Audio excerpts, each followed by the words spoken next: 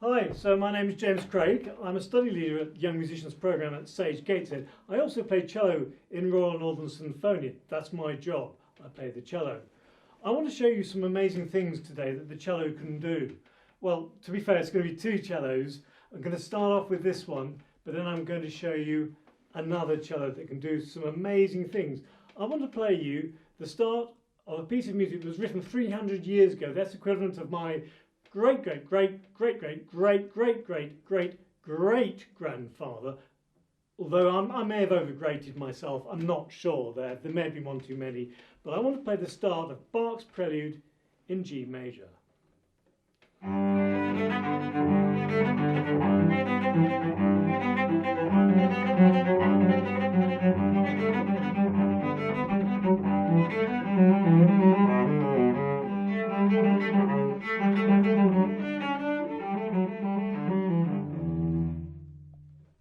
There we have it, the cello. The cello is a wonderful, resonant, relaxing, warm-sounding, beautiful instrument, envied worldwide by violinists who are so often used to the very, very high pitches they hear. The cello is relaxed and very laid back. But I'm going to go and show you another cello now. When you see it, you've got to promise me that you won't laugh. I'll get it. Promise you're not laughing? You're not laughing? Here it is. The box cello. Now, okay, this is it. It doesn't look so great, but actually it plays really well.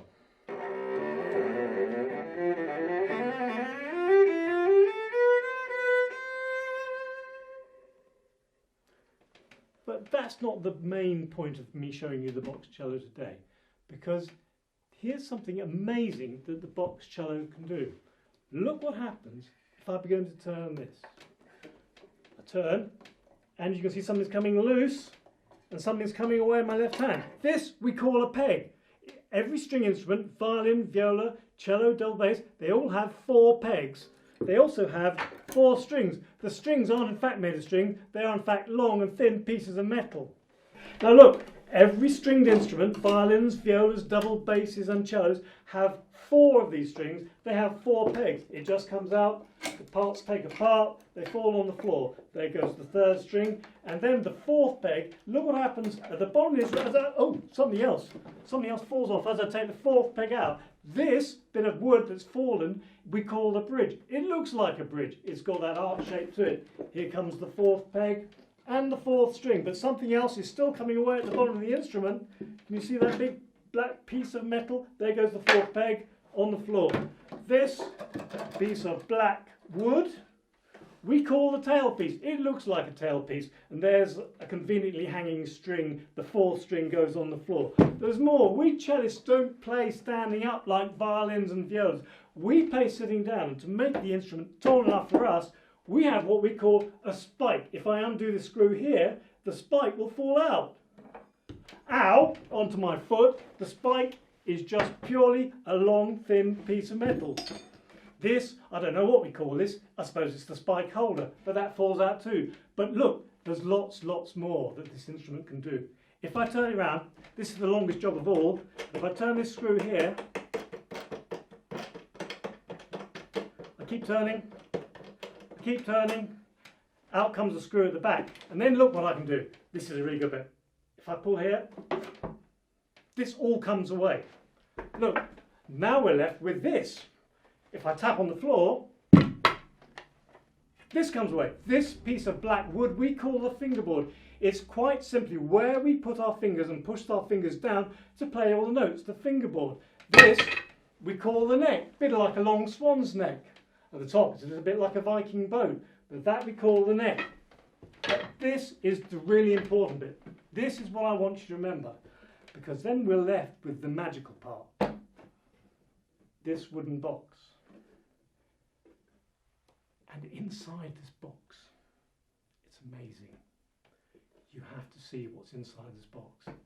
This is the big surprise, because inside this box, if I take away the lid,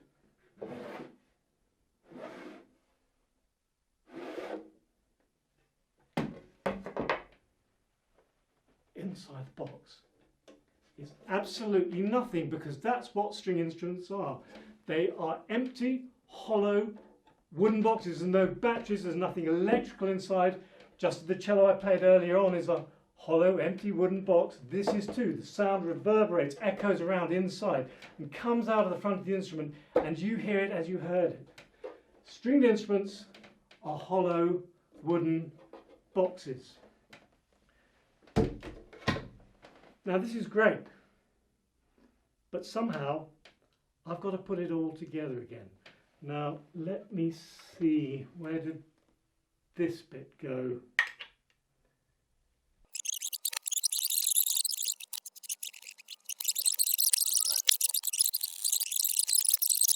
So there you have it, the box cello, a great thing. This one means an awful lot to me, because in fact it was the property of my grandfather, who in 1918 volunteered for the Royal Flying Corps, which is what we know as the Royal Air Force today. Now in 1918, volunteering for the Flying Corps was not considered a great career move, but fortunately and happily he came through it, and hence I am here today. He played the cello, I played the cello, it came through the family.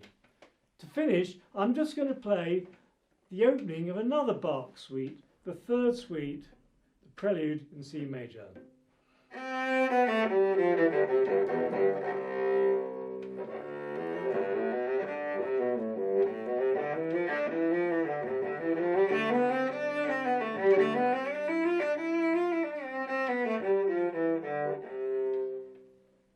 The box cello.